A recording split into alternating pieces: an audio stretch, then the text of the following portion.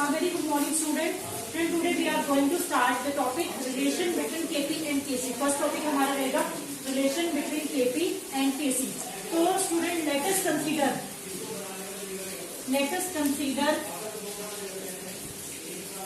a reaction AA plus BB CC plus DD.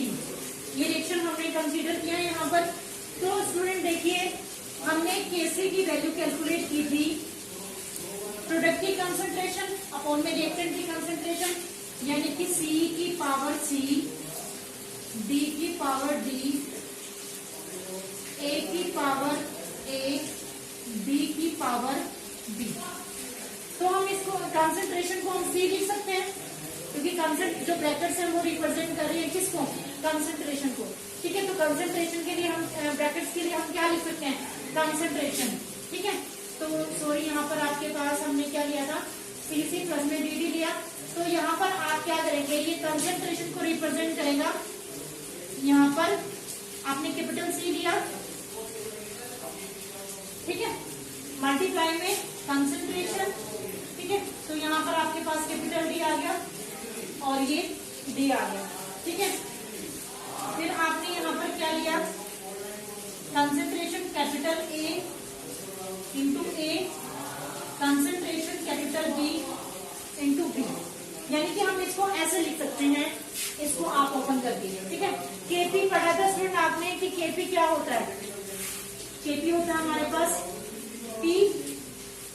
ठीक है, P यहाँ पर क्या आ जाएगा, C into P, D into D, P A P B B. ठीक है सर, ये तो निकल गया हमारे पास Kp और ये Kc था और ये हमने यहाँ पर Kp को लिख दिया. अब सर हमें पता है, we know that, हमें क्या पता है, we know that Pv is equal to nRT. क्या पता हमें, Pv is equal to nRT. तो P क्या है, n अपॉन में V RT. तो n अपॉन में जो V है वो किसको रिप्रेजेंट करता है, कंसंट्रेशन को, यानी कि नंबर ऑफ मोल्स अपॉन में वॉल्यूम जो है वो क्या कंसीडर करता है, कंसंट्रेशन को, यानी कि P is equal to CRT. Pressure क्या है, CRT, P is equal to CRT. तो हम इसको हम इक्वेशन नंबर 1 कंसीडर कर लेते हैं, इसको हम इक्वेशन नंबर 2 कंसीडर कर लेते हैं. तो हम क्या लिख सकते हैं यहाँ पर, put value of P in equation number 2. हम P की वैल्यू किस में पुट करेंगे, इक्वेशन नंबर 2 में जो है आप पुट करेंगे. ठीक है, अब इक्वेशन नंबर 2 में अगर आप पुट करेंगे तो आपके पास वैल्यू क्या आ जाएगी, देखिए आपके पास क्या आ गया, Kp is equal to P की जगह क्या, CRT. ठीक है स्टूडेंट, ये आ गया CRT. ठीक है, क्या है, C है ये की पावर C. ठीक है, उसके बाद हमने यहाँ पर क्या लिखा, आपने यहाँ पर C D RT इसकी पावर D.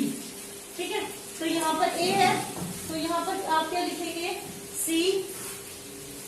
ठीक है, क्या लिखेंगे, C, और यहाँ पर आपके पास क्या होगा, A RT और इसकी पावर आपके पास आ जाएगा A. ठीक है, डॉट आप यहाँ पर क्या लिखेंगे, C D RT और इसकी पावर आपके पास क्या आ जाएगा, B. समझ में आ गया स्टूडेंट, सबको समझ में आया. तो यहाँ से आपके पास जो है RT जो है वो अलग निकालो. ठीक है, RT क्या करो, अलग लिख लो. तो यानी कि Kp इज इक्वल टू, जब आपने RT को अलग लिखा तो ये आ गया यहाँ पे RT की पावर C, इसको अलग निकाल लो, C D RT, इसको अलग निकाल लो. यहाँ पर इसको इतना नोट डाउन करो. ये देखिए स्टूडेंट, अब हमने इनको सेपरेट कर लिया.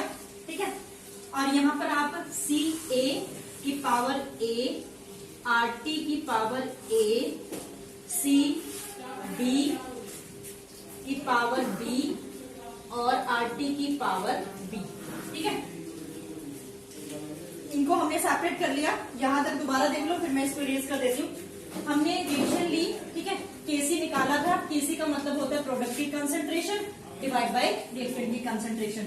तो अगर हमारे पास प्रेशर है तो प्रेशर में क्या होगा, P C की पावर C, P D की D और A प्रेशर आ जाएगा कंसेंट्रेशन। हम इसको ओपन करके लिख सकते हैं क्योंकि ब्रैकेट जो है वो कंसेंट्रेशन को रिप्रेजेंट करती है, मतलब C को। तो C की C और C D D। ठीक है, हमने इसको ऐसे करके लिख लिया। तो हमें आइडियल गैस से पता है, ठीक है, यहाँ पर आप लिखेंगे from ideal gas, from ideal gas we know that. ठीक है, PV is equal to NRT। तो P क्या है, N अपॉन में V RT। तो P इज इक्वल टू क्या है, CRT। तो यहाँ पर आप वैल्यू पुट करेंगे किसकी, P के प्लेस पर। ठीक है, P के प्लेस पर क्या पुट करेंगे, CRT, क्योंकि N अपॉन में जो V होता है, नंबर ऑफ मोल्स अपॉन में वॉल्यूम जो है वो किसके इक्वल होता है, कंसेंट्रेशन के इक्वल होता है। तो यहाँ पर आपने वैल्यू पुट कर दी है। अब आपने C वाली टर्म्स को अलग कर लिया, मतलब ये C और RT, C और C D RT सबको सेपरेट आउट कर लिया। अब हम क्या करेंगे, इनको सम कर देंगे। ठीक है, जो ये टर्म्स हैं आपके पास Kp क्या है, Kp is equal to CRT की power C dot CD RT।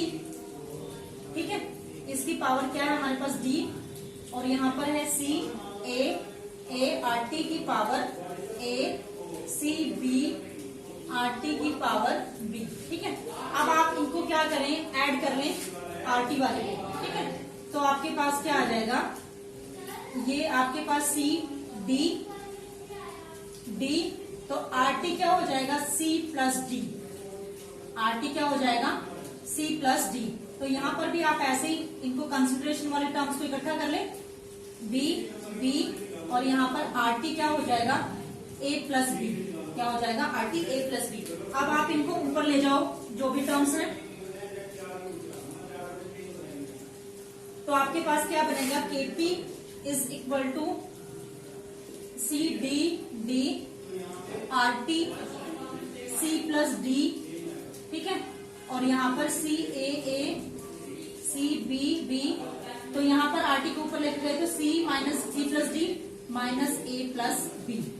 क्या आ गया आपके पास, RT C plus D minus A plus B। ठीक है, तो ये किसके इक्वल है, ये जो हमने पहले इक्वेशन लिखी थी, इक्वेशन नंबर 1, तो ये उसके इक्वल आ जाएगा, यानी कि आपके पास वैल्यू किसकी है, Kc की। ठीक है, और इसको आप लिख सकते हो डेल्टा N।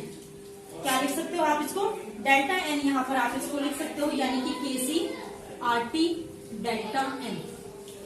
ठीक है, डेल्टा N क्या है हमारे पास, C plus D minus A plus B। ठीक है, डेल्टा N क्या है, C plus D minus A plus B।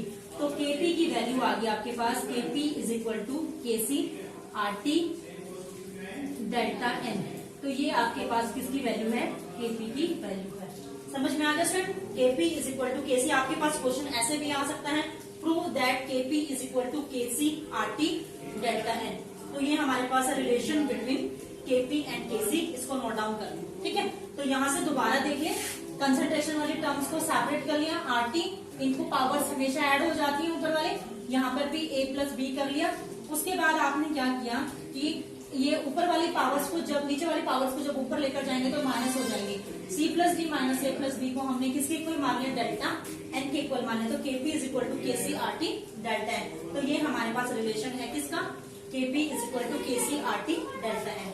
समझ में आया स्टूडेंट, सबको क्लियर हो गया, तो इसको यहाँ तक नोट डाउन करें।